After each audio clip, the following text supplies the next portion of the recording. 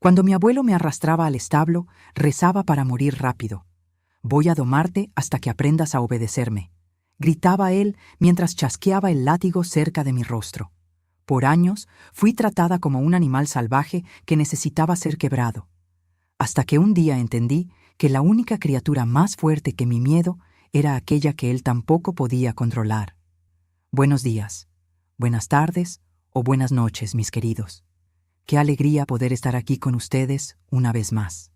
Mi nombre es Elena Figueiredo de los Santos, tengo 78 años bien vividos y hoy vivo aquí en Ciudad Acuña, un pueblito tranquilo en la frontera de Coahuila con Texas. Nací en Torreón, en las tierras del norte mexicano, pero la vida me trajo a este rincón bendito, donde puedo ver el río Bravo desde mi ventana todos los días. Pero antes de continuar mi historia, quisiera pedirles un favorcito. Si les está gustando esta conversación, dejen un like ahí y suscríbanse al canal Memorias de las Abuelas. Es tan importante para una viejita como yo sentir que hay gente escuchándome. Y cuéntenme aquí en los comentarios de qué pueblito me están viendo y a qué horita del día encontraron este video. ¿Por la mañanita con el café? ¿Después de comer o ya por la noche? Siempre leo todos los comentarios y me hace tan feliz saber de dónde son y cuándo se toman un tiempito del día para escuchar las historias de esta abuelita. Cuéntenme, ¿va? Vamos a crear una cadena de cariño. Hoy quiero compartir con ustedes una historia que no es fácil de contar. Es sobre una niña que fue tratada como un animal salvaje que necesitaba ser domado. Es sobre dolor, miedo y supervivencia, pero también es sobre fuerza y liberación. Esa niña soy yo allá atrás, cuando el mundo era diferente y cuando pensaba que no había salida. Pero como toda tormenta, esta también pasó, y estoy aquí lista para contarles cómo fue que sobreviví al hombre que intentó destruirme, y cómo fue que un animal salvaje terminó siendo mi salvación. Nací en Torreón, en el año de 1947, época en que México todavía se estaba recuperando después de la Segunda Guerra Mundial. Mis padres, Gertrudis y Adelino, eran personas sencillas y trabajadoras. Mi papá cuidaba la cría de ovejas en un rancho pequeño, y mi mamá, además de cuidar la casa, hacía quesos que vendía en el pueblito. Éramos una familia modesta, pero nunca nos faltó lo esencial: comida en la mesa, ropa limpia y mucho cariño. Nuestra casita era de adobe con un techo de lámina que hacía un ruidazo cuando llovía fuerte.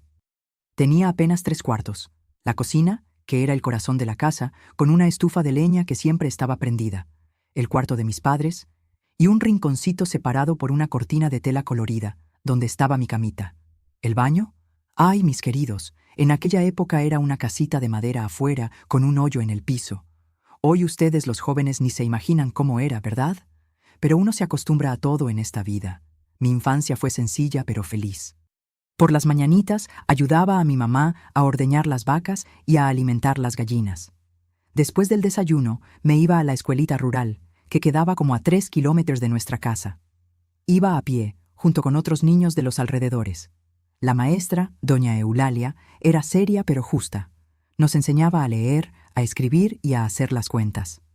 Cuando regresaba de la escuela, todavía sobraba tiempo para jugar con mis amiguitos, la Iracema, el Durbal y el Euclides. Jugábamos a las escondidas en el campo, a trepar los árboles y a correr detrás de los borreguitos recién nacidos.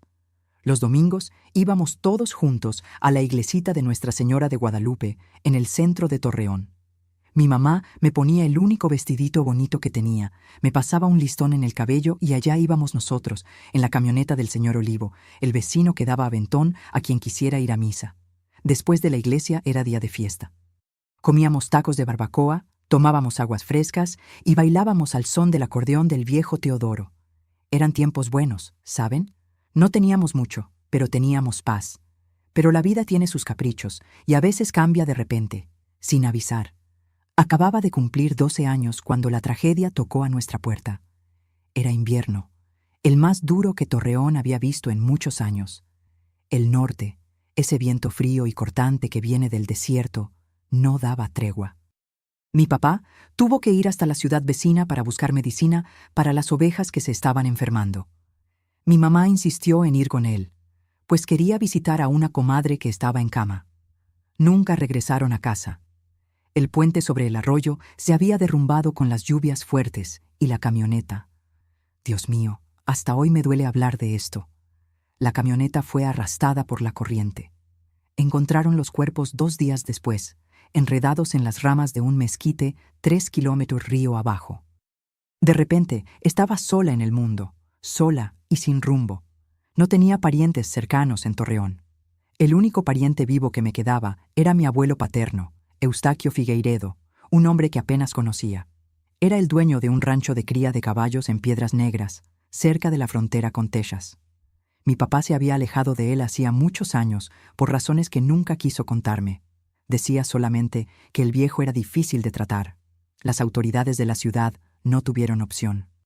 Con la ayuda del padre de la parroquia, lograron contactar a mi abuelo, quien a regañadientes aceptó recibirme. Recuerdo como si fuera hoy el día en que el asistente social me subió a un autobús con una bolsita de ropa y una carta dirigida a mi abuelo. «Sé una buena niña», me dijo el asistente social. «Tu abuelo es un hombre respetado en la región. Te va a dar un buen hogar». Pobre asistente. Si hubiera sabido lo que me esperaba en ese rancho, tal vez habría pensado 2 veces antes de mandarme para allá. El viaje fue largo y cansado. Cuando finalmente llegué a Piedras Negras, había un capataz esperándome en la central de autobuses. Un hombre de pocas palabras que me miró de arriba a abajo con desdén, como si yo fuera un paquete inconveniente que estaba obligado a transportar. «El patrón está ocupado». Fue todo lo que dijo el capataz mientras me ayudaba a subir a la camioneta. Y así comenzó mi nueva vida en el rancho Cerro Azul, propiedad del hombre que debería cuidarme, pero que terminaría convirtiéndose en mi peor pesadilla. Recuerdo como si fuera hoy el día en que llegué al rancho Cerro Azul. Era final de tarde. El sol se ponía detrás de las colinas, pintando el cielo de un rojo sangre que parecía un presagio. El capataz, que después descubrí se llamaba Juvenal, me llevó directo a la casa grande, una construcción imponente de 2 pisos, con un portal que rodeaba todo el primer piso. En el portal, sentado en una mecedora, estaba él, Eustaquio Figueiredo, un hombre alto, delgado, de cabellos blancos cortados al ras del cuero cabelludo y un bigote grueso que escondía parcialmente sus labios delgados. Sus ojos eran azules, fríos como el hielo, y me examinaron de arriba a abajo, sin demostrar ni una pizca de afecto o compasión. «Así que tú eres la hija de Adelino», dijo él, como quien constata un hecho desagradable. No era una pregunta, y no había ningún rastro de bienvenida en su voz. Esperaba a alguien más fuerte. «La sangre de los Figueiredo está débil en ti». Me quedé parada, sin saber qué decir, apretando la bolsita de ropa contra el pecho. El cansancio del viaje, la tristeza por la pérdida de mis padres, el miedo a lo desconocido, todo eso me dejaba aturdida. «Juvenal», llamó mi abuelo al capataz, «llévala al cuarto de atrás. A partir de mañana va a trabajar para pagar lo que come. No mantengo a nadie de gratis en mi casa». Fue así que comenzó mi vida en el rancho Cerro Azul. A la mañana siguiente, antes de que saliera el sol, fui despertada por una señora de mediana edad, doña Zenaida, que cuidaba de la casa. Ella no era mala persona, pero obedecía ciegamente las órdenes del patrón.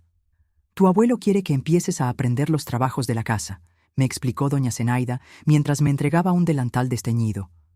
«Y después están los trabajos del patio.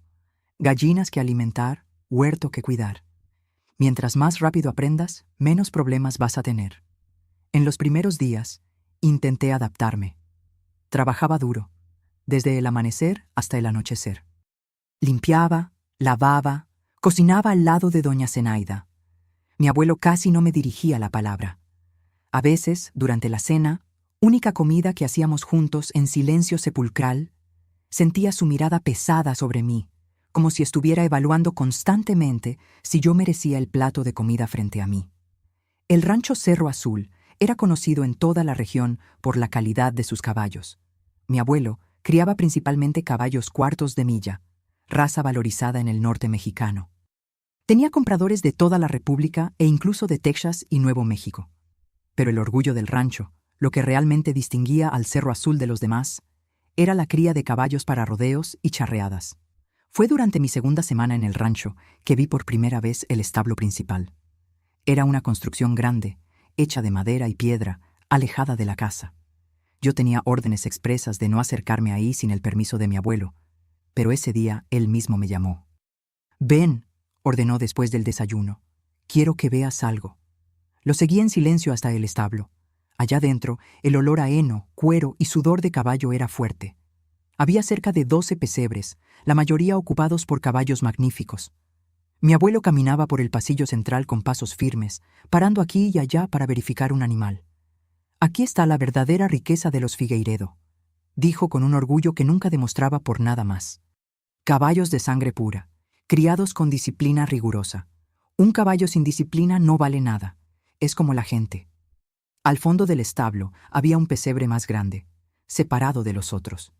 Las paredes estaban reforzadas y la puerta tenía trabas extras de metal. Fue para allá que mi abuelo me llevó. «Este es Trueno», dijo, señalando hacia adentro del pesebre.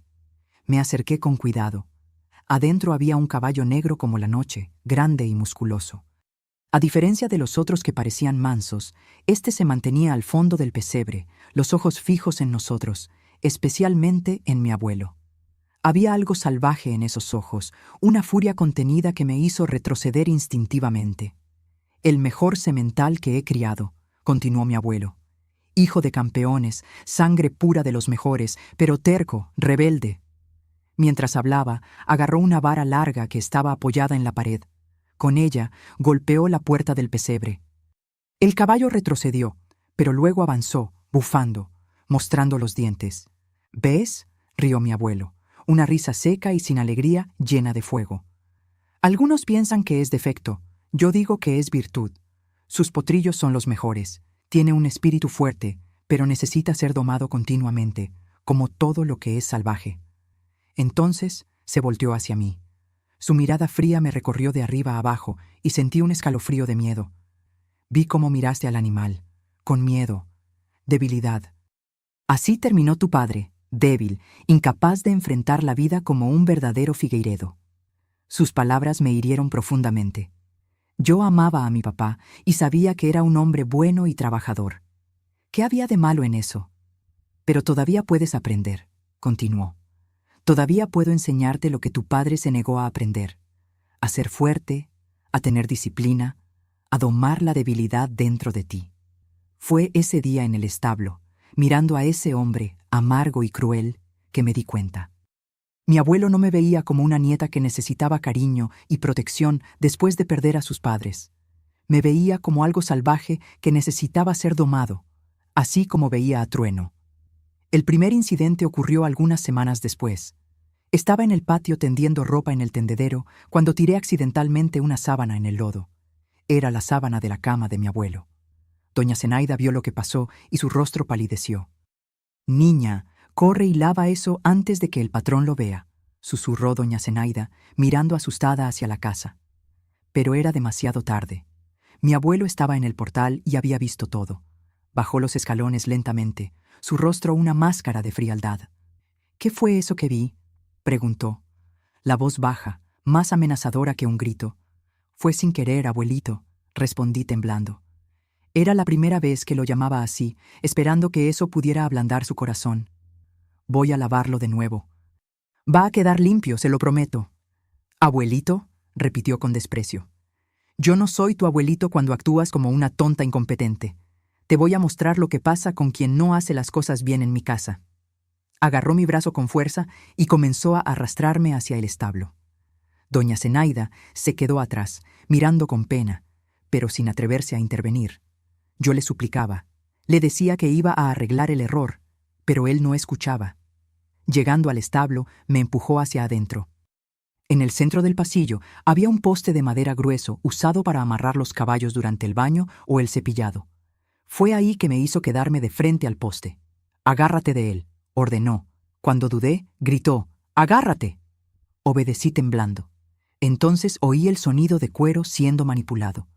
Me volteé levemente y vi que había agarrado un látigo de la pared, de esos usados para entrenar los caballos. «Mira hacia adelante», berreó.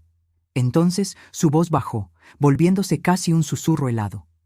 «Voy a enseñarte disciplina, voy a enseñarte a hacer las cosas bien, voy a domarte hasta que aprendas a obedecerme». Chasqueó el látigo en el aire cerca de mi rostro, haciéndome apretar el poste con más fuerza, los ojos cerrados de terror. En ese momento, entendí completamente. Para Eustaquio Figueiredo, yo no era una nieta. Yo era apenas otro animal salvaje que él necesitaba quebrar. Aquella primera vez en el establo fue apenas el comienzo. A partir de ahí, cualquier pequeño desliz, cualquier tarea que no fuera ejecutada a la perfección, cualquier palabra dicha en el tono equivocado, se transformaba en motivo para otra sesión de disciplina, como mi abuelo la llamaba. El establo se convirtió en el lugar de mis pesadillas. Por las noches, acostada en la camita del cuartito de atrás, temblaba solo de pensar en ese pasillo de madera, en el olor a heno y en el sonido del látigo cortando el aire. Comencé a volverme extremadamente cuidadosa con todo lo que hacía. Cada plato que lavaba, cada ropa que planchaba, cada pedazo de piso que barría, todo era hecho con atención redoblada. Pero ni eso era suficiente. «Es por tu bien», decía mi abuelo mientras me arrastraba una vez más al establo. «Un día me vas a agradecer por enseñarte disciplina y respeto». Dentro del establo, el ritual era siempre el mismo. Me hacía quedarme de frente al poste de contención, las manos agarradas en la madera áspera. A veces era solo el látigo chasqueando en el aire cerca de mi rostro mientras gritaba sus reproches. Otras veces eran empujones, golpes en la espalda, jalones de cabello. Lo peor no era el dolor físico, era la humillación, la sensación de ser tratada como un animal, como algo que no merecía dignidad. «Voy a domarte hasta que aprendas a obedecerme», repetía como un mantra perverso. Doña Zenaida sabía lo que pasaba, pero nunca interfirió. Algunas veces, cuando regresaba a la casa después de una sesión, me daba un té de hierbas y me ayudaba a limpiar los rasguños o marcas rojas. «Es solo aguantar, niña», susurraba. «Un día él se cansa o tú creces y te vas». «¿Pero a dónde iría?», pensaba yo. No tenía familia, no tenía dinero, no conocía a nadie en Piedras Negras. A los 13, a los 14 años, yo era prisionera de ese rancho, tanto como Trueno era prisionero de su pesebre reforzado. Ah, ¿Trueno? Curiosamente, ese caballo rebelde se convirtió en una especie de compañero silencioso en mi sufrimiento. En los raros momentos en que lograba ir sola al establo para llevar comida a los caballos o limpiar los pesebres vacíos, pasaba algunos minutos observándolo de lejos. Era un animal magnífico, pelaje negro y brillante, músculos poderosos, una presencia que imponía respeto. A diferencia de los otros caballos que aceptaban sumisos el liderazgo de mi abuelo, Trueno nunca se rindió completamente. Incluso después de años en el rancho, continuaba salvaje, indomable. Mi abuelo pasaba horas intentando trabajar con él. Entraba al pesebre con un látigo en una mano y un cabestro en la otra. Yo podía oír desde la casa los bufidos del animal, los gritos de mi abuelo, el sonido de cascos golpeando furiosamente contra la madera. El viejo salía siempre sudado, muchas veces con nuevas marcas de coces o mordidas que no admitía ante nadie, pero que yo silenciosamente notaba. «Ese diablo negro todavía va a aprender quién manda», refunfuñaba, mientras doña Zenaida limpiaba discretamente un rasguño o aplicaba una compresa en una contusión. Cierta tarde, presencié algo que cambiaría todo. Estaba en el jardín cosechando verduras para la cena cuando oí una conmoción viniendo del establo. Corrí hasta allá, escondiéndome detrás de un arbusto para observar. Mi abuelo tenía un comprador importante, un ranchero tejano interesado en adquirir potrillos de Trueno para su aras. «Quiero ver al semental de cerca», insistía el tejano en su inglés mezclado con español. Mi abuelo, siempre ansioso por impresionar a posibles compradores, estuvo de acuerdo. Caminaron hasta el pesebre de Trueno y mi abuelo, para demostrar su supuesta maestría sobre el animal, agarró un puñado de avena y extendió la mano hacia adentro del pesebre, llamando al caballo. «Ven, demonio», ordenó. «Muéstrale al Señor lo que vales». Trueno permaneció al fondo del pesebre, los ojos fijos en ese hombre que tanto lo maltrataba. Después de algunos momentos, comenzó a acercarse lentamente. El tejano sonrió impresionado con el porte del animal. Mi abuelo, confiado, mantuvo el brazo extendido. Fue cuando pasó. En un movimiento rápido, como un rayo, Trueno avanzó no para comer la avena, sino para atacar. Sus dientes afilados agarraron el antebrazo de mi abuelo y lo jalaron contra la puerta del pesebre. El grito de dolor resonó por todo el rancho. El tejano retrocedió horrorizado. Juvenal y otros peones vinieron corriendo y con mucho esfuerzo lograron hacer que el caballo soltara el brazo de mi abuelo, que ya sangraba abundantemente. «¡Animal desgraciado!», gritaba mi abuelo mientras era llevado a la casa. Voy a acabar contigo, voy a quebrarte, aunque sea lo último que haga en esta vida. Esa noche, mientras ayudaba a doña Zenaida a cuidar el brazo vendado de mi abuelo, noté algo diferente en el rostro de ese hombre siempre tan controlado y frío. Miedo. Por primera vez, vi miedo genuino en los ojos azules de Eustaquio Figueiredo. Miedo de trueno, miedo de esa fuerza salvaje que, incluso después de años de intentos de domesticación, permanecía indomable. Y ahí, en ese momento, algo cambió dentro de mí también. Ya no vi más a un animal peligroso cuando pensaba en Trueno. Vi a un aliado, la única criatura en todo el rancho que era más fuerte, más llena de odio por mi abuelo, que yo. Los días siguientes fueron extraños. Mi abuelo, con el brazo herido y el orgullo más herido todavía, estaba más irritable que nunca. Me convertí en el blanco preferencial de su frustración. Las sesiones de disciplina se intensificaron. Ahora ya no era por pequeños errores, sino por cualquier cosa o por nada. Tienes la misma mirada rebelde de ese caballo. Me acusó cierta vez mientras me arrastraba al establo. Pero voy a domarte, voy a quebrar ese espíritu, aunque sea lo último que haga. Fue en ese periodo que comenzó a encerrarme en el cuartito de atrás durante la noche. Por tu propio bien, decía, para que aprendas a respetar el orden de las cosas. Tenía 15 años entonces, delgada y pálida de tanto trabajo y poco sol, siempre con ojeras de noches mal dormidas. En la escuela que frecuentaba irregularmente, solo porque era obligatorio por ley, casi no hablaba con los otros alumnos. Quien intentaba acercarse pronto se alejaba ante mi silencio y miedo constante. La maestra, doña Hortensia, llegó a llamarme un día después de clase. «Elena, ¿está todo bien en casa?», preguntó con genuina preocupación. «Pareces siempre tan asustada, tan retraída». Por un breve momento, pensé en contar todo sobre el establo, el látigo, las humillaciones, pero entonces me acordé de cómo mi abuelo era respetado en la ciudad, del poder que tenía, de los amigos influyentes. ¿Quién creería la palabra de una adolescente huérfana contra la de Eustaquio Figueiredo, el renombrado criador de caballos? «Está todo bien, maestra», mentí, evitando sus ojos. «Solo ando cansada, hay mucho trabajo en el rancho». Ella no insistió, pero noté que no me creyó. Sin embargo, como yo temía, nada cambió.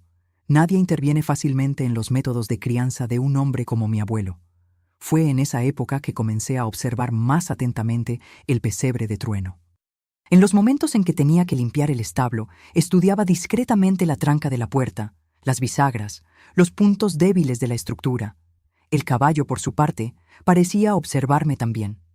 Con el tiempo, comencé a notar que no retrocedía cuando me acercaba, como hacía con todos los demás. Un día, arriesgándome más de lo debido, agarré una manzana de la cocina y la llevé escondida al establo. De lejos, mostré la fruta a Trueno y la coloqué en el piso, cerca de la puerta del pesebre. Después me alejé a algunos metros y esperé. El caballo, desconfiado al principio, terminó acercándose y comiendo la manzana.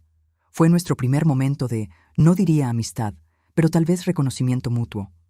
Aquello se convirtió en un ritual secreto. Siempre que podía, le llevaba algo a Trueno.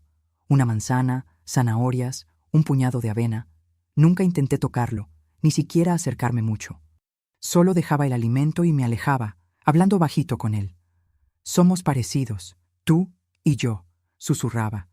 «Él quiere domarnos, quebrarnos, pero no va a lograrlo, ¿verdad?». La tranca del pesebre de Trueno era un sistema complejo de cerrojos y candados. Mi abuelo era demasiado cuidadoso para correr el riesgo de tener esa fuerza salvaje suelta en el rancho. Pero incluso los sistemas más fuertes tienen sus puntos débiles. Y yo comencé a notar que uno de los cerrojos superiores estaba corroído por el tiempo y la humedad. Con un buen empujón o una coz fuerte de un caballo determinado, esa pieza cedería. Este descubrimiento encendió en mí una idea peligrosa, una idea que dejaba crecer en silencio, en los momentos solitarios en mi cuarto cerrado, mientras oía el viento del desierto aullar en las rendijas de la ventana. El invierno de 1962 fue particularmente cruel en el norte. El viento del norte soplaba implacable, trayendo un frío que parecía cortar hasta los huesos. Ya tenía casi 16 años y la vida en el rancho Cerro Azul se había convertido en un infierno cada día más difícil de soportar. Mi abuelo, con el paso del tiempo, parecía más amargo, más cruel. La edad avanzada no lo había vuelto más blando, Al contrario, era como si sintiera el tiempo escapándose y necesitara intensificar su tiranía mientras todavía podía. Las sesiones de disciplina en el establo ahora ocurrían casi diariamente, muchas veces por razones tan insignificantes que ni siquiera doña Zenaida lograba entender. Esa noche específica, una noche que jamás olvidaré, una tormenta se formaba en el horizonte. Los relámpagos iluminaban el cielo oscuro y el ruido de los truenos hacía que los caballos en el establo relincharan inquietos. Estaba en la cocina terminando de lavar los platos de la cena cuando dejé que un vaso se resbalara de mis manos temblorosas de frío. El vidrio se estrelló en el piso de piedra. El ruido atrajo a mi abuelo, que estaba en la sala leyendo el periódico. Entró a la cocina y miró los pedazos esparcidos, después a mí. Su rostro, siempre austero, se endureció aún más. «Torpe», dijo, la voz baja y amenazadora, «incompetente como tu padre». Me agaché para recoger los pedazos, las manos temblando no solo de frío, sino de miedo. «Perdón, abuelito», dije, «fue sin querer. El jabón, mis manos estaban resbalosas». «Disculpas, siempre disculpas», se acercó. «¿Sabes cuánto costó ese vaso? Era de cristal traído de Europa». Yo puedo trabajar para pagarlo», balbucí, continuando recogiendo los pedazos de vidrio. Él se rió, un sonido seco y sin alegría. «¿Trabajar? ¿Qué sabes hacer además de echar a perder las cosas? No, niña, vas a aprender de la manera que siempre has aprendido». Sentí su agarre en mi brazo, forzándome a ponerme de pie. Un pedazo de vidrio cortó mi palma en la prisa y una línea delgada de sangre escurrió por mi muñeca. Él ni lo notó, o si lo notó, no le importó. «Al establo», ordenó, arrastrándome por la cocina, pasando por doña Zenaida, que bajó los ojos, impotente como siempre. Afuera, la tormenta ya había llegado. La lluvia caía en torrentes y tuvimos que correr por el patio enlodado hasta el establo. Cuando llegamos, estábamos ambos empapados. El interior del establo estaba iluminado apenas por un quinqué que mi abuelo encendió al entrar. Las sombras danzaban en las paredes, dándole al lugar un aspecto aún más siniestro. Los caballos, inquietos con la tormenta, se movían nerviosamente en sus pesebres. «Al poste», ordenó, señalando al centro del pasillo. Caminé lentamente, sintiendo cada paso como si estuviera camino a la horca. La mano cortada palpitaba, la sangre mezclada con el agua de lluvia goteaba en el piso de tierra batida. Llegando al poste, me agarré de él, apoyando la frente en la madera áspera. Fue cuando oí un ruido diferente, no viniendo de mi abuelo, sino del fondo del establo, del pesebre de trueno. El caballo negro estaba particularmente agitado, tal vez por la tormenta, tal vez presintiendo lo que estaba por pasar. Golpeaba los cascos con fuerza contra la puerta del pesebre, bufaba ruidosamente. «¡Cállate, demonio!», gritó mi abuelo hacia el animal mientras se quitaba el cinturón de los pantalones. Esa noche parecía que el látigo no sería suficiente. Apreté los ojos, preparándome para lo que vendría, pero el sonido que oí fue un trueno tan fuerte, tan cercano, que el piso del establo pareció temblar. El quinqué osciló violentamente, casi apagándose. Por un instante, quedamos en la oscuridad casi total. Cuando la luz volvió a estabilizarse, noté que estaba sola en el pasillo central. Mi abuelo se había alejado, yendo hasta el fondo del establo, donde Trueno continuaba su agitación furiosa. La lluvia ahora penetraba por algunas rendijas en el techo, formando pequeños charcos en el piso de tierra. «Maldito animal», oí gritar a mi abuelo. «Vas a terminar despertando a todo el rancho con ese ruido». Vi su silueta acercarse al pesebre de Trueno. Agarró la vara larga, usada para controlar los caballos a distancia, y comenzó a golpear la puerta del pesebre, intentando forzar al animal a retroceder.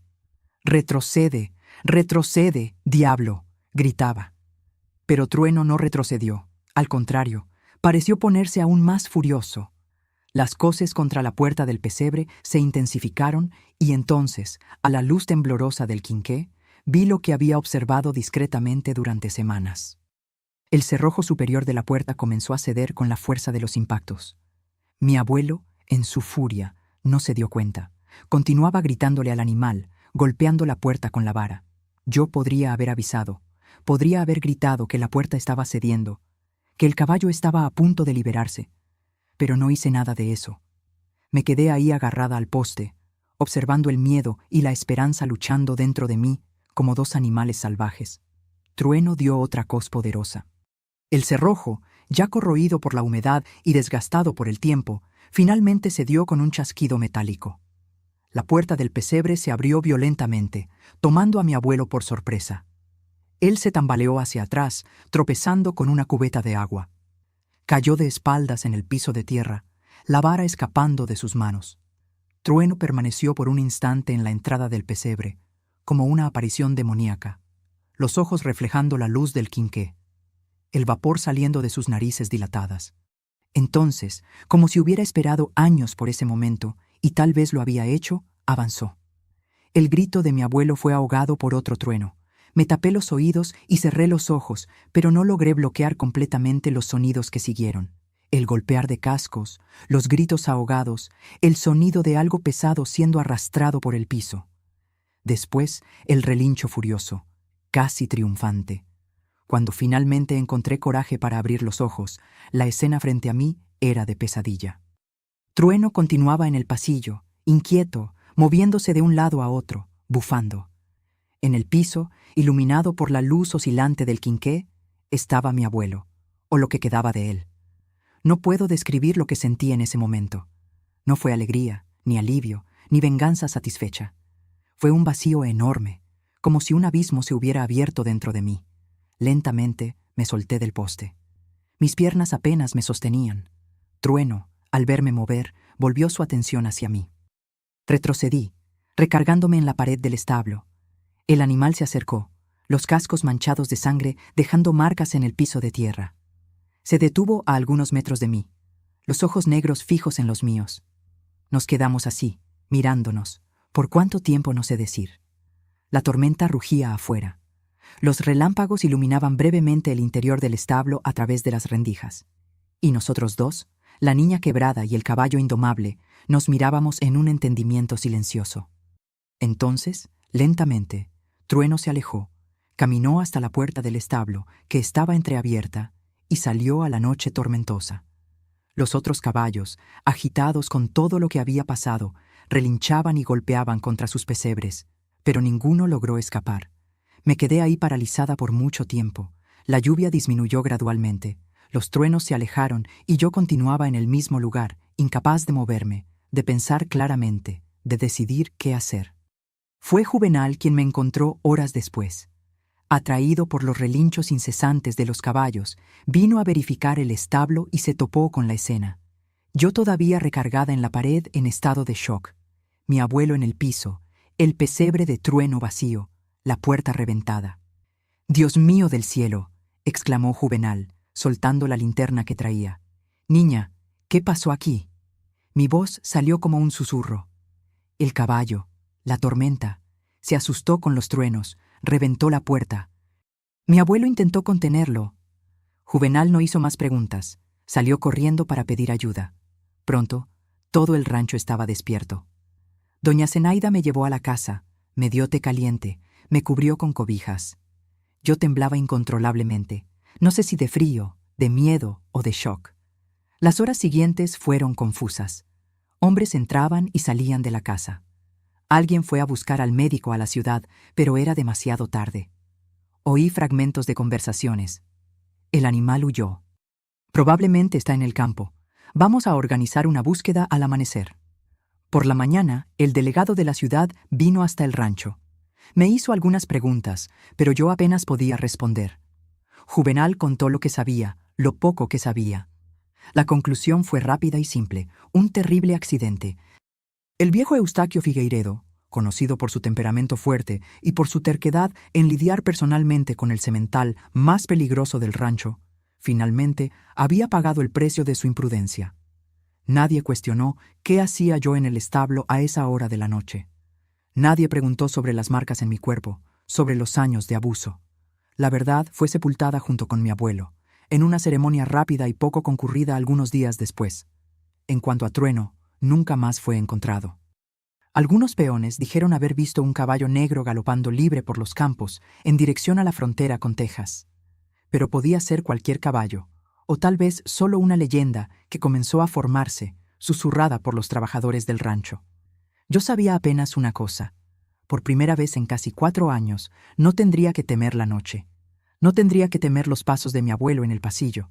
No tendría que temer el establo y el poste de contención. Por primera vez, desde que llegara a ese rancho, estaba libre. Pero la libertad, como descubrí en los días que siguieron, viene con su propio conjunto de desafíos e incertidumbres. Y yo, a los 16 años, huérfana una vez más, tenía que decidir qué hacer con ese regalo inesperado y peligroso. En las semanas que siguieron a la muerte de mi abuelo, el rancho Cerro Azul se sumergió en un silencio extraño. Era como si el propio lugar estuviera en suspenso, esperando a ver qué pasaría después. Yo continuaba en mi cuartito de atrás, pero ahora nadie cerraba la puerta por las noches. Continuaba ayudando a doña Zenaída en los trabajos domésticos, pero sin la presión constante, sin el miedo de cometer el menor error. Juvenal, el capataz, asumió temporalmente la administración del rancho. Hasta que se resuelva la situación, decía. Pero ¿cuál era la situación? Yo no sabía. Nadie parecía saber con certeza. Fue el doctor Ananías, un abogado de Piedras Negras, quien trajo algo de claridad. Cerca de un mes después del accidente, vino hasta el rancho, cargando un portafolio de cuero gastado y una expresión solemne. «Necesito hablar con la niña Elena», le dijo a Juvenal, quien lo recibió en el portal. «A solas, por favor». Fuimos a la sala de estar, un cuarto que yo raramente entraba cuando mi abuelo estaba vivo. El abogado, un hombre de mediana edad, con lentes redondos y cabellos grises, se sentó en un sillón y me invitó a sentarme en el sofá frente a él. «Elena», comenzó con una voz gentil que me sorprendió.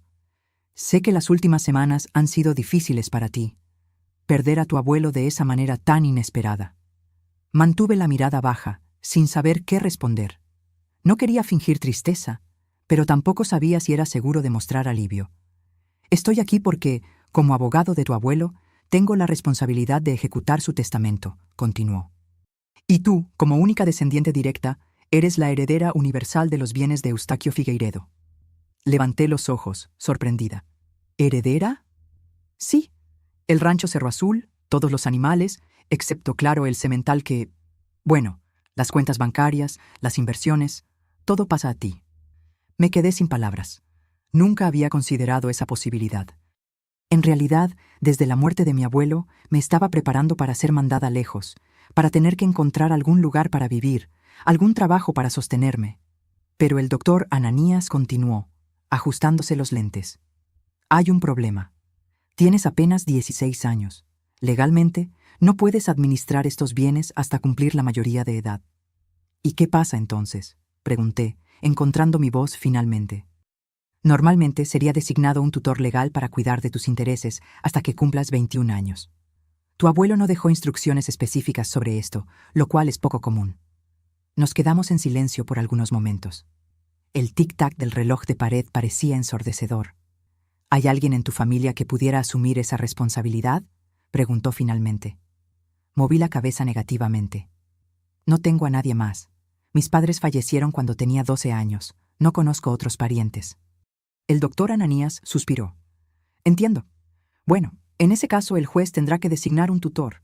Puede ser alguien de la comunidad, alguien respetable que se disponga a cuidar de tus intereses». Sentí un apretón en el pecho. ¿Alguien de la comunidad? ¿Quién? Otro hombre como mi abuelo, que vería en mí solo una fuente de trabajo gratuito y una fortuna para administrar como le pareciera. El abogado debe haber notado mi incomodidad, pues añadió: «No te preocupes, Elena. Haré lo posible para garantizar que sea alguien adecuado». Se despidió, prometiendo volver en algunos días con más información. Me quedé ahí sentada en el sofá mucho tiempo después de que se fue. Heredera de todo. Era casi irónico. El hombre que me trató como un animal ahora me dejaba todo lo que poseía, no por elección, sino por falta de alternativa. Esa noche no logré dormir. Miraba al techo de mi cuartito, pensando en el futuro incierto que se desarrollaba frente a mí. Sería designado un tutor, probablemente algún amigo de mi abuelo, algún ranchero de la región con la misma mentalidad dura y cruel. Estaría atrapada por 5 años más hasta cumplir 21. 5 años es mucho tiempo cuando tienes 16 y ya has sufrido tanto. Fue entonces que tomé una decisión. No esperaría para ver quién sería mi nuevo dueño. Me iría de ahí. Huiría. ¿A dónde? No sabía todavía, pero me iría antes de que el abogado regresara con un nuevo tutor. A la mañana siguiente, comencé discretamente a planear mi huida. Necesitaría dinero, ropa, un destino. Pasaba horas en la biblioteca del rancho, otro lugar que raramente frecuentaba cuando mi abuelo estaba vivo, estudiando mapas, buscando información sobre ciudades cercanas. Fue ahí, entre libros empolvados, que encontré una dirección anotada en el margen de un viejo cuaderno de contabilidad. Normelia de Fenteller, calle de las Acacias, 37, Ciudad Acuña. Y ahí al lado del nombre, una única palabra: hermana. Mi abuelo tenía una hermana. Nunca había oído hablar de ella. Nunca nadie mencionó ningún pariente vivo de los Figueiredo. Pero ahí estaba un nombre, una dirección, una posible conexión. Ciudad Acuña no estaba lejos. Quedaba en la misma región, también en la frontera con Texas. Podría llegar ahí en autobús en algunas horas. Pero ¿y después? ¿Qué le diría a esa mujer que nunca conocí? Hola, soy tu sobrina nieta, hija de Adelino, que probablemente nunca conociste, nieta de tu hermano que acaba de morir pisoteado por un caballo. Mientras pensaba en estas cuestiones, los días pasaban. Una semana después de la visita del abogado, doña Zenaida me llamó a la cocina. Su rostro, normalmente impasible, mostraba una agitación poco común. «Niña», dijo, bajando la voz, aunque estábamos solo nosotras dos ahí. «Necesito contarte algo». Me senté a la mesa de la cocina, intrigada. En todos esos años, doña Zenaida nunca había iniciado una conversación conmigo que no fuera sobre tareas domésticas. Oí a Juvenal conversando con el doctor Ananías hoy temprano, cuando todavía dormías. Comenzó, mirando nerviosamente hacia la puerta. «Están planeando quién va a ser tu tutor». «¿Y quién es?», pregunté, sintiendo el estómago hundirse. «Néstor Tamonte, ese ranchero gordo de bigote que venía siempre a jugar cartas con tu abuelo». Conocía bien a Néstor Tamonte, un hombre grosero, con fama de mano pesada con los empleados y con su propia esposa. Solo de pensar en quedar bajo su tutela, sentí un escalofrío recorrer mi espalda. «¿Cuándo?», pregunté, la voz casi fallando.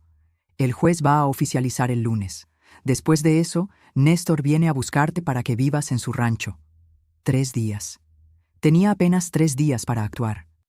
«Doña Zenaida», hablé reuniendo coraje. «Necesito su ayuda». La mujer me miró largamente, su rostro marcado por los años de trabajo duro. Por un momento, pensé que se negaría, que diría que no podía meterse en esa historia, pero entonces asintió levemente.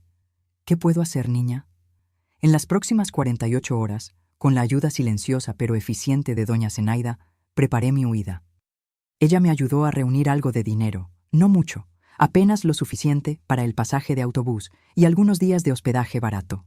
Arregló una pequeña maleta con mis pocas ropas y algunos artículos esenciales. Y más importante, confirmó que sí, mi abuelo realmente tenía una hermana en Ciudad Acuña.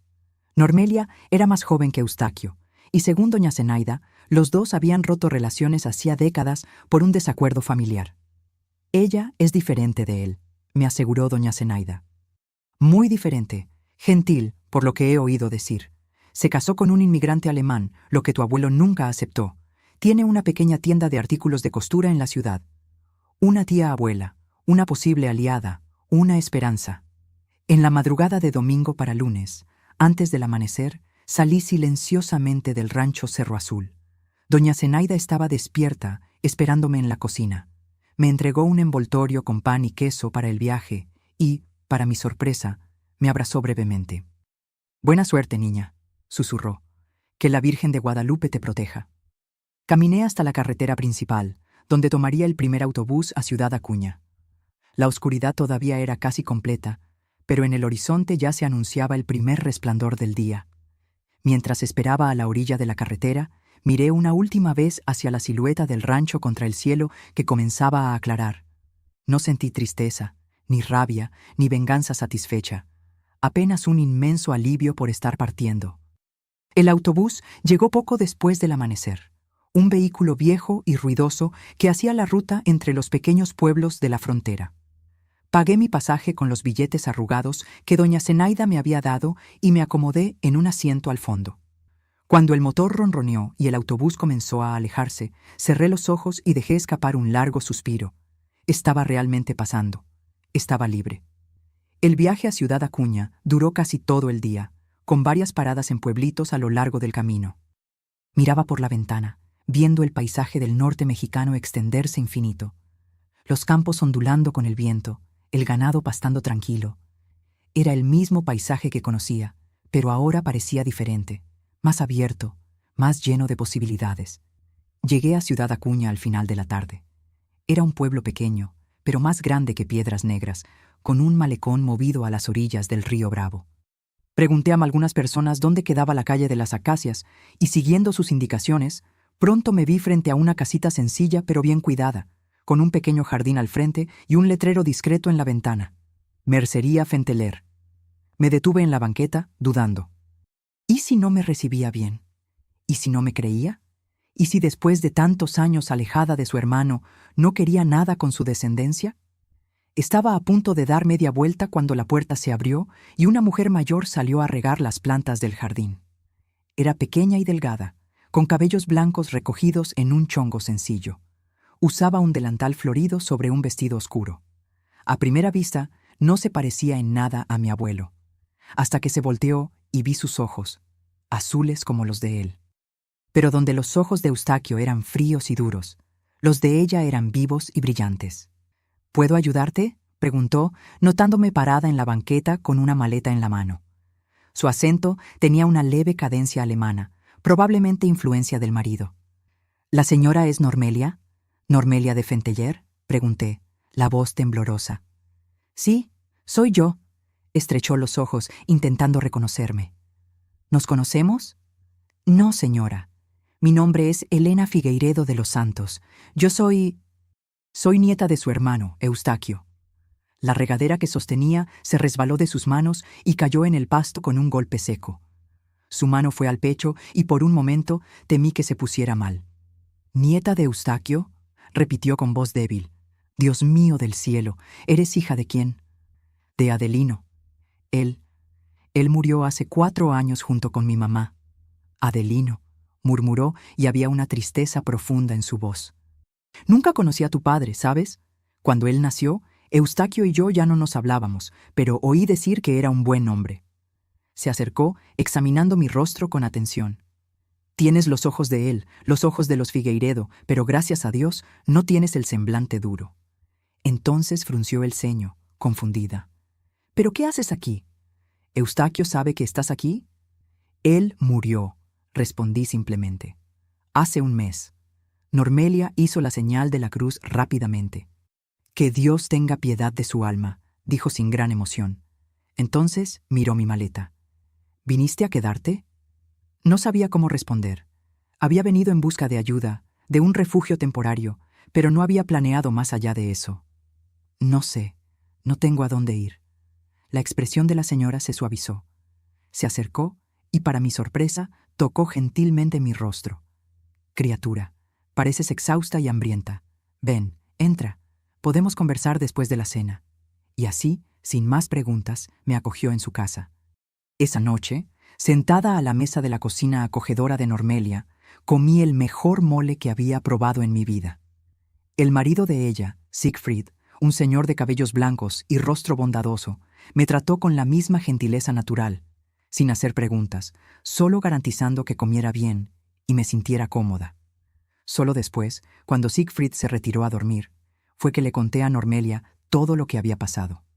Desde la muerte de mis padres, la ida al rancho Cerro Azul, los años de disciplina en el establo, hasta la noche de la tormenta y la huida antes de que Néstor Tamonte se convirtiera en mi tutor. Ella escuchó todo en silencio, el rostro envejecido marcado por un dolor profundo. De vez en cuando, lágrimas silenciosas escurrían por sus mejillas, que secaba discretamente con la punta del delantal. Debería haberlo imaginado, dijo cuando terminé. Eustaquio siempre fue duro, pero después de que nuestra madre murió, algo se quebró dentro de él. Se volvió amargo, cruel. Fue por eso que me alejé. No soportaba ver en lo que se estaba transformando. Tomó mis manos entre las suyas. Pero estás aquí ahora, hija. Y si quieres, puedes quedarte. No tenemos hijos, Siegfried y yo. La casa es pequeña, pero hay espacio suficiente y la tienda da lo bastante para que vivamos los 3. ¿Pero y el rancho?, pregunté. El abogado dijo que soy la heredera. El rancho puede esperar. Cuando cumplas la mayoría de edad, decidirás qué hacer con él. Hasta entonces, deja que el abogado lo administre. Está todo a tu nombre al final de cuentas. Era una solución tan sencilla, tan evidente, que me pregunté por qué no había pensado en eso antes. Claro que podría dejar que el doctor Ananías administrara la propiedad hasta que cumpliera 21 años. No necesitaba estar ahí. No necesitaba un tutor para eso. ¿Puedo escribirle al doctor Ananías explicando la situación?, pregunté. Mañana mismo iremos al notario a redactar una carta oficial, asintió Normelia. Siegfried conoce al juez de la comarca. Estoy segura de que entenderá la situación. Y así fue. En los días que siguieron, con la ayuda de Normelia y Siegfried, oficialicé mi situación. El doctor Ananías, para mi sorpresa, quedó aliviado al saber que estaba con parientes legítimos.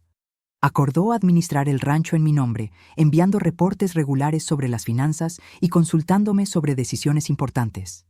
Néstor Tamonte, como supe después, quedó furioso al descubrir que había perdido la oportunidad de poner las manos en la fortuna de los Figueiredo, pero no había nada que pudiera hacer. La ley estaba de mi lado. Ahora comenzaba una nueva vida en Ciudad Acuña. Normelia me matriculó en la escuela local para completar mis estudios. Los fines de semana y después de clases, ayudaba en la tiendita de mercería. Aprendí a coser, a bordar, a hacer crochet, habilidades que mi tía abuela dominaba con perfección y que me enseñó con paciencia y cariño. Fue en Ciudad Acuña que por primera vez en muchos años conocí lo que era tener un hogar verdadero. Normelia y Siegfried no eran solo guardianes legales, se convirtieron en la familia que había perdido. Pacientes, amorosos, respetuosos. Ellos curaron lentamente las heridas que mi abuelo había dejado en mi alma. Cuando cumplí 21 años, en 1968, tuve que tomar una decisión sobre el rancho Cerro Azul. Podría volver y asumir el control, podría venderlo, podría dejar todo como estaba. Después de mucha reflexión, opté por la venta. No quería volver a ese lugar lleno de memorias dolorosas. El dinero fue invertido, y una parte de él usada para expandir el pequeño negocio de Normelia, transformándolo en una tienda de telas y ropa que se volvió conocida en toda la región. Fue en la tienda que conocí a Gervasio, un joven comerciante de lanas que venía regularmente desde Monclova para hacer negocios en Ciudad Acuña. Alto, de sonrisa fácil y ojos gentiles, comenzó a hacer visitas a la tienda con más frecuencia de la necesaria. No tardó mucho para que yo entendiera el motivo real de esas visitas. Nuestro noviazgo fue tranquilo, respetuoso, completamente diferente de las relaciones basadas en dominación y miedo que había presenciado en el rancho de mi abuelo. Nos casamos en 1970 en una ceremonia sencilla en la iglesia de Ciudad Acuña, con Normelia y Siegfried ocupando el lugar de mis padres. La vida siguió su curso. Tuvimos 3 hijos, Augusto, Cecilia y Tadeo. Compramos una casa más grande cerca de la tienda, donde Normelia y Siegfried vinieron a vivir con nosotros cuando se pusieron más viejos. La tienda prosperó, expandiéndose a otros ramos del comercio. Fueron años de paz, de curación, de reconstrucción, pero nunca olvidé lo que había pasado. Las cicatrices estaban ahí, invisibles pero presentes. Por años tuve pesadillas con el establo, con el látigo, con la tormenta de esa noche. Gervasio, que conocía toda mi historia, me despertaba gentilmente cuando gritaba en medio de la noche, sosteniéndome en sus brazos hasta que el recuerdo se disipara. Y en cuanto a Trueno, nunca más supe de él con certeza. Pero hubo rumores, a lo largo de los años, de un caballo negro magnífico que fue visto galopando libremente por los campos de la frontera del lado texano. Un animal que nadie lograba capturar, que parecía desaparecer como humo cuando alguien se acercaba. Tal vez fueran solo historias, tal vez fuera realmente él, viviendo la libertad que ambos habíamos conquistado esa noche tormentosa. Hoy, a mis 78 años, vivo una vida tranquila aquí en Ciudad Acuña, el mismo pueblo que me acogió cuando más lo necesitaba. La casa donde vivo queda a 2 cuadras del río Bravo, en una calle arbolada y silenciosa. Es una casa sencilla, pero cómoda, con un jardín al frente donde cultivo rosas y margaritas, y un patio atrás donde tengo mis hierbas y un árbol de naranjas que da frutos dulcecitos como la miel. Gervasio se fue hace 8 años, llevado por un infarto repentino mientras dormía. Fue un dolor inmenso, pero al menos partió sin sufrimiento. Fueron casi 4 décadas de un matrimonio feliz, donde conocí el verdadero significado de respeto, compañerismo y amor. A veces todavía me sorprendo hablando con él como si estuviera aquí, y quién sabe si no está. Hay misterios en esta vida que uno no entiende. Mis hijos ya están todos criados y encaminados en la vida. Augusto es médico en Monterrey, casado con una profesora universitaria. Cecilia siguió los pasos del padre en el comercio y hoy administra la tienda que un día fue de Normelia, expandida y modernizada, pero manteniendo el mismo espíritu acogedor. Tadeo, el más chico, es profesor de historia en la escuela estatal aquí mismo en Ciudad Acuña. Tengo 5 nietos, que son mi alegría, especialmente Mariana, la hija de Tadeo, que vive aquí en Ciudad Acuña y viene a visitarme casi todos los días. Tiene 22 años y está en la universidad estudiando para ser enfermera. Fue ella quien me introdujo al bordado. Créanme, esta muchacha moderna enseñándole a la abuela un oficio antiguo. Ella aprendió en un curso en línea y pensó que sería bueno para mis manos, que a veces se ponen duras con el reumatismo, y cómo tenía razón. El bordado se convirtió no solo en un pasatiempo, sino en una terapia. Cada puntadita dada es como coser también los retazos de mi propia existencia. Cuando bordas, concentras la mente en el trabajo de las manos y olvidas por un momento las preocupaciones. Es casi como una meditación. Así es como reconstruimos nuestras vidas, puntada a puntada, día a día, elección a elección. Tengo una rutina tranquila. Me despierto temprano con el primer cantar de los pajaritos. Hago un café y me siento en el portal a ver el día nacer. Después cuido mis plantas, hago un desayuno reforzado y comienzo mis bordados. La mesita cerca de la ventana es mi rinconcito especial. De ahí puedo ver un pedacito del río y las personas que pasan por la calle. Cuando el tiempo está bueno, a veces llevo mi bastidor a la plaza central y me quedo bordando ahí, conversando con otras señoras que también gustan de aprovechar el solcito. Los miércoles juego lotería con mis amigas en el centro comunitario. Los domingos voy a misa en la iglesia principal y después la familia se reúne aquí en casa para la comida. Tadeo trae la carne asada, Cecilia los postres y yo preparo el arroz, la ensalada y esos frijoles refritos que a todos les encantan. Es una alegría ver la casa llena, oír las risas de los nietos, sentir que construí algo bueno y duradero, a pesar de todo. Claro que no todos los días son fáciles. La edad trae sus desafíos. Las articulaciones duelen cuando va a llover. La memoria a veces falla y los amigos se van yendo uno a uno, dejando nostalgias. Tuve que despedirme de Normelia hace 15 años y de Siegfried 10 años después. Fueron como padres para mí, y no pasa un día sin que le agradezca a Dios por haberlos puesto en mi camino. Los recuerdos del pasado todavía surgen a veces. Hay noches en que despierto sobresaltada, el corazón latiendo fuerte, con la sensación de estar de nuevo en ese establo, pero son cada vez más raras. El tiempo, como dicen, no cura todas las heridas, pero enseña a vivir con las cicatrices. Nunca más volví a Piedras Negras. Nunca más pisé el rancho Cerro Azul. Supe, por conocidos, que cambió de manos varias veces a lo largo de las décadas. Lo último que oí es que ahora es una posada rural, donde los turistas van a andar a caballo y experimentar la vida en el campo. Qué ironía pensar que ese lugar que fue escenario de tanto sufrimiento ahora es un espacio de recreo y descanso. En cuanto a Trueno, ese semental indomable que, de cierta forma, me liberó, nunca más tuve noticias concretas. Las historias sobre el caballo negro que nadie lograba capturar continuaron por años, pero poco a poco se fueron volviendo leyendas, de esas que se van modificando a medida que son recontadas. Hay quienes dicen que formó una manada salvaje del otro lado de la frontera. Otros, más supersticiosos, dicen que no era un caballo común, sino una especie de espíritu vengador. Yo prefiero creer que vivió sus días en libertad, corriendo por los campos sin ataduras, sin látigos, sin poste de contención. Pienso mucho sobre el destino y sus extraños caminos. Cómo algo tan terrible, la muerte de mis padres, me llevó a ese infierno en el rancho Cerro Azul. Pero después, de forma igualmente improbable, me trajo a Ciudad Acuña, a los brazos acogedores de Normelia y Siegfried, al amor de Gervasio, a la familia que construí, como si las piezas de un rompecabezas inicialmente caótico se encajaran poco a poco, formando un dibujo coherente. No guardo odio hacia mi abuelo, ya no más. Eustaquio Figueiredo era un hombre amargo, cruel, producto de un tiempo y de una crianza que valorizaban la dureza por encima de la compasión, la autoridad por encima del amor. No lo perdono por lo que hizo. Algunas cosas están más allá del perdón, pero entiendo que él también era, a su manera, un prisionero. Prisionero de una visión del mundo estrecha y sofocante, de una rabia que lo consumía por dentro, de una incapacidad de amar. La verdadera libertad, descubrí, no está apenas en escapar de las cadenas físicas, sino en liberarse también de los grilletes invisibles del odio, del resentimiento, del miedo paralizante. Fue una jornada larga y difícil, pero hoy puedo decir que soy genuinamente libre. Cada puntada dada en mis bordados es una afirmación de esa libertad. Cada flor que nace en mi jardín, cada risa de mis nietos, cada atardecer que aprecio sentada en mi portal tomando café. Todo eso son pequeños milagros diarios que me recuerdan que, a pesar de todo, la vida ganó. Yo gané. Y si existe una lección que me gustaría dejar para quien me escucha, es esta.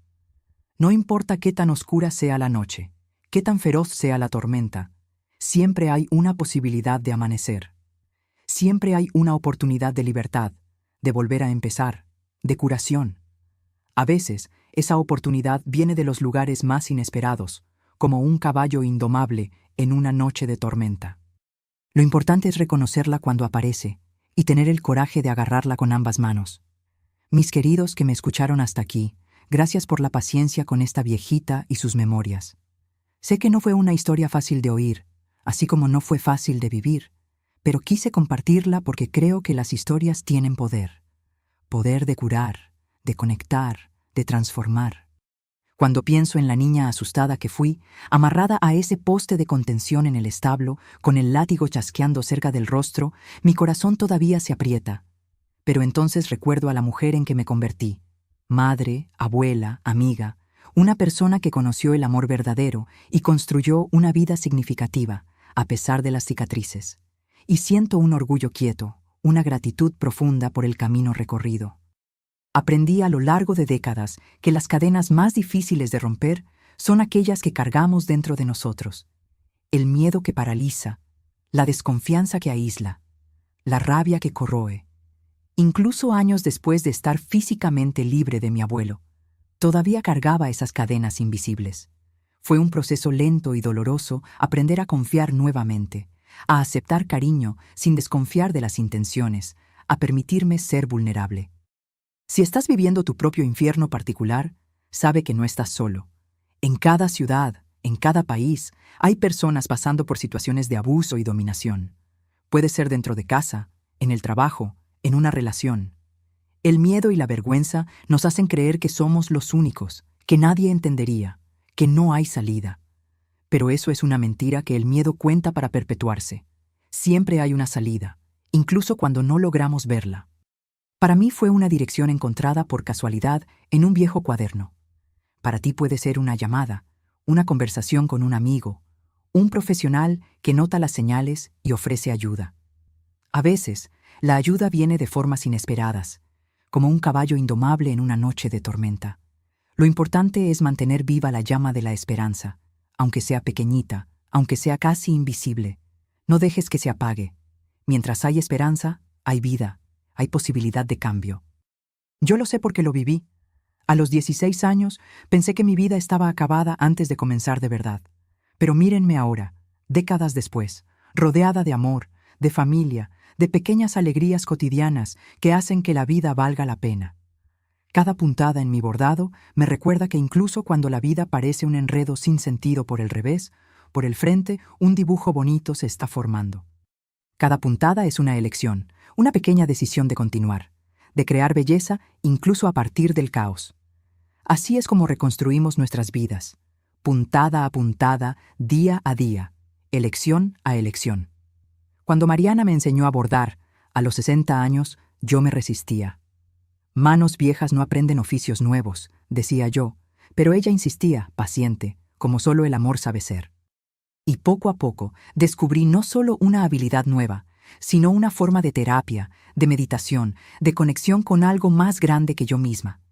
Nunca es tarde para aprender, para cambiar, para curar. El abuso intenta convencernos de que somos pequeños, débiles, indignos. Intenta reducir nuestra existencia a un único aspecto, el de víctimas, pero somos mucho más que nuestras heridas. Somos seres complejos, multifacéticos, capaces de una resiliencia que muchas veces nos sorprende, capaces de, a pesar de todo, florecer.